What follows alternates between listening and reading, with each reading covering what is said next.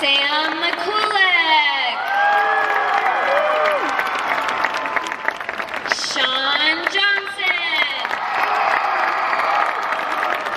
And last but not least, Allie Raisman. All right. And favorite event is balance beam. My favorite color is green. My favorite event is floor, and my favorite foods are sushi and pizza. Interesting combination. Hopefully not together, right? Not on the same day, yeah. Okay. Whether I was actually going to be able to make it because I broke my ankles the year before, and luckily floor and vault were my best events, and I didn't need to work. I didn't need that extra time to get back to the same routines because it was just so natural for me. But it did give me time to work on pommel horse and rings, and those were my weak events in the all-around, and that ultimately led me to make the team.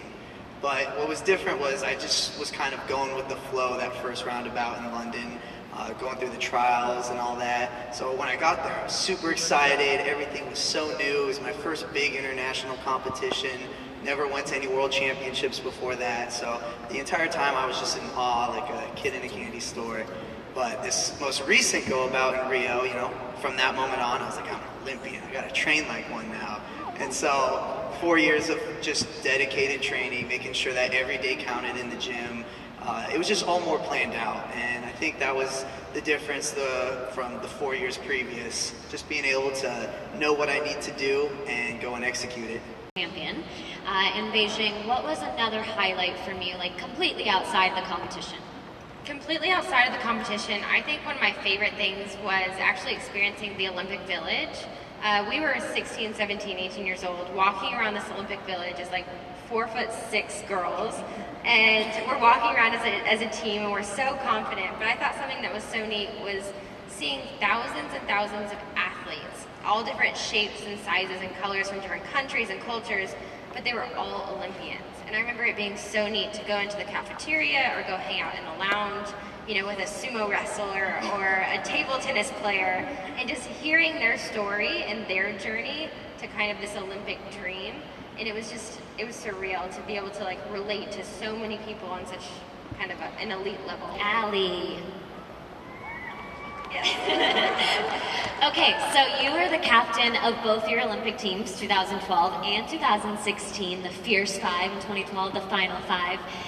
What was the biggest difference for you as being captain of both teams but two separate Olympic Games?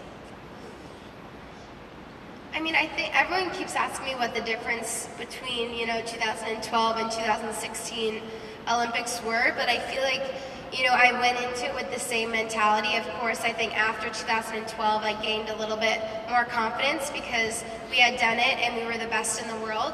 So I really love the quote that says, you train like you're first, but you compete, you train like you're second, but you compete like you're first. So it's basically, you train as if you haven't done anything before, but you compete with the confidence of being the best in the world.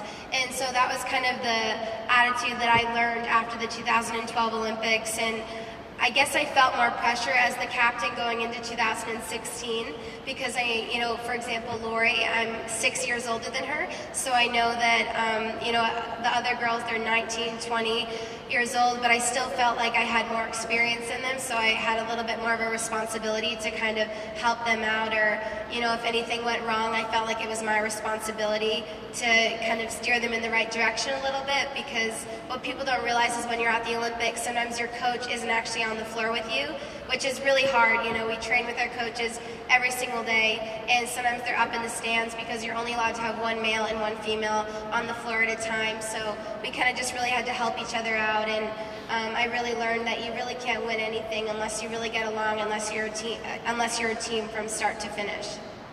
That's right. So speaking of the Final Five, tell everybody a little bit of that name and who came up with it and kind of behind what that meant.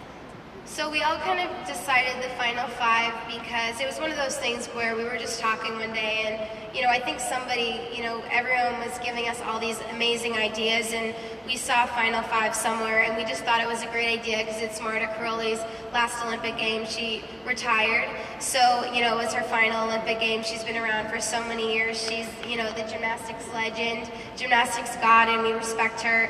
And, none of this, the success of any of us, from USA Gymnastics on the female side would have been possible without her. And it's also the last Olympics where there's a 5-girl team. Actually, in 2020, they're going to change it to 4 girls. So we're the last team of 5 girls as well. So maybe 2020 they'll be called the first 4. Good one. Yeah, All right, already all the thinking Olympians, ahead. you better listen to that. And the coolest thing that you've done, either after 2012 or after 2016. The coolest thing, it's hard to pick one thing, but I think the coolest thing is just being able to share the experience with, all of these guys. I think going on tour and, just seeing, even just being, performing today, just seeing all the little girls in the stands that look up to us so much, and seeing all you guys here. I know that sounds really cheesy, but I was just like you guys one day. I wanted to go to the Olympics more than anything else in the whole entire world. I would watch, the Olympics on a VHS tape, which I know you guys have no idea what that is. It's like you guys watching YouTube over and over again. So I was that little girl. I watched it all the time. I wanted to be just like those girls. So for me to be here sitting in front of you guys and to see how excited you guys are, it's really, really special, and it's really humbling because it just kind of reminds us of how lucky we are to be in this situation. So thank you guys. About the show, or a number, something that sticks out, what to watch for. My favorite number is actually the last number in the whole entire show.